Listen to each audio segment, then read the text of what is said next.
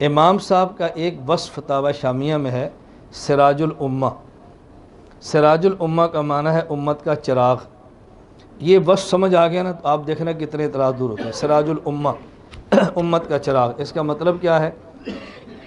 بہت سارے لوگ آپ کے سامنے اعتراض کریں گے اور وہ آیت پڑھ کر اعتراض کریں گے جو آیت میں نے آپ کے سامنے پیش کی ہے.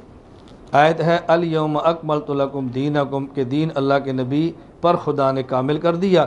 اب وہ کہتے ہیں قرآن اور حدیث کا نام دین کامل ہے، اور یہ جو فقہ حنفی ہے یہ قرآن حدیث اور صحابہ کے بعد کی پیداوار ہے جو کہ بدعت ہے، لہذا ہم اس کو ماننے کے لیے تیار نہیں. اب آپ بات سمجھیں، اگر کوئی بندہ آپ سے کہے کہ فقہ حنفی صحابہ کے نبی پاک کے دور کی ہے یا بعد کی ہے، تو آپ نے کہنا ہے نبی پاک کے دور کی.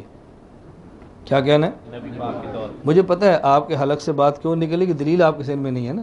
الجھن ہو رہی، کیسی بات کہہ رہے ہیں؟ بندہ آپ سے سوال کرے کہ فقہ حنفی رسول اللہ صلی اللہ علیہ وسلم کے دور کی ہے یا بعد کی ہے، تو آپ کیا کہیں گے؟ اچھا، اگلا وہ سوال کرے گا امام حنیفہ حضور کے دور کے ہیں یا بعد کے، تو آپ نے کیا کہنا ہے؟ بعد کے. تو جب امام بعد کے تو فقہ حضور کے دور کی کیسی ہوگی؟ سوال معقول ہے نا. آپ اس سے یہ بات پوچھیں کہ جو بخاری شریف ہے یہ نبی پاک کے دور کی ہے یا بعد کی ہے؟ بخاری شریف سے مراد کاغذ اور گتا نہیں ہے، بخاری سے مراد جو بخاری شریف کی حدیثیں ہیں. آپ پوچھنا نبی پاک کے دور کی ہے یا بعد کی، تو کیا کہے گا؟ اس سے پوچھو امام بخاری نبی پاک کے دور کے ہیں یا بعد کے ہیں، کہ جی بعد کی. اس نے جب امام بخاری بعد کے ہیں تو حدیثیں نبی پاک کے دور کی کیسی ہوگی؟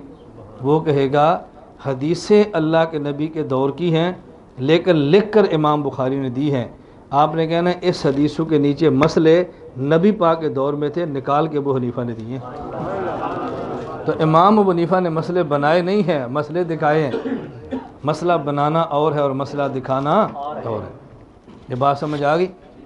دیکھیں آپ کے ہاں یہ مسجد ہے، کیا نام ہے؟ مسجد یا مدرسہ اقرا فاؤنڈیشن. اب بتائیں اس مسجد یا اس بلڈنگ کو بنے کتنے سال ہو گئے ہوں گے؟ میں مثال دے رہا ہوں، مثال کے طور پہ کوئی بھی آپ اس پر ایک مثال نہیں ہزاروں مثالیں آپ دے لیں. مثلا آپ یہ دیکھیں آج ہمارے پاس پیٹرول نکل رہا ہے، ایسے ہی ہے، گیس نکل رہا ہے، فیول نکل رہا ہے.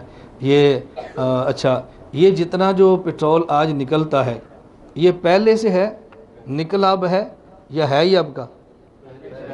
اور نکلا اب ہے. تو پیٹرول تو عرصے سے ہے، پانی پہلے سے ہے، نکلا اب ہے. اسی طرح مسائل حدیثوں کے نیچے پہلے سے ہیں اور نکلی کب ہیں؟ جب نکالنے والا آیا ہے. تو فقہ حنفی نبی پاک کے دور کی ہے، نکال کے امام اعظم ابو حنیفہ نے دی ہے. اس لیے کہتے ہیں سراج الامہ، امت کا چراغ. چراغ کا کام کیا ہوتا ہے؟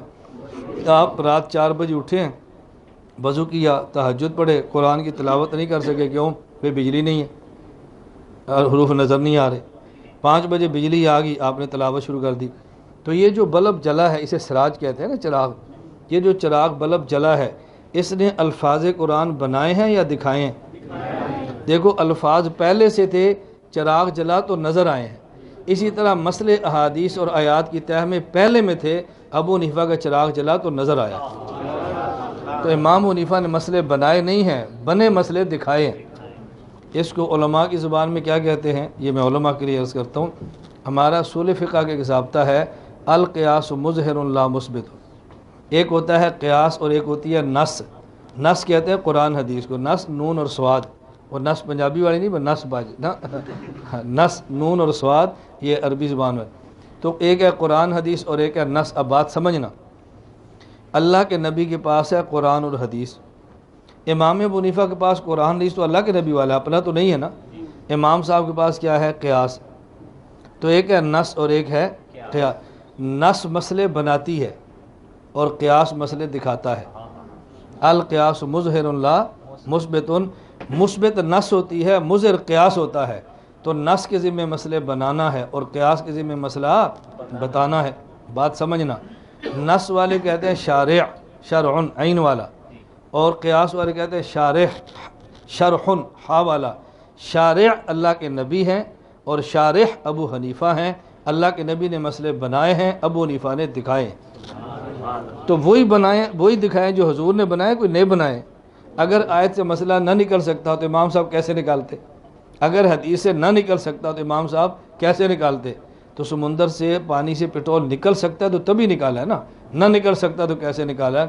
ہم کہتے ہیں جیسے پٹرول کا خالق اللہ ہوتا ہے اور نکالنے والا انجینئر ہوتا ہے، تو مسئلہ بنانے والا نبی ہوتا ہے اور نکالنے والا مجتہد ہوتا ہے، نکالنے والا مجتہد ہوتا ہے۔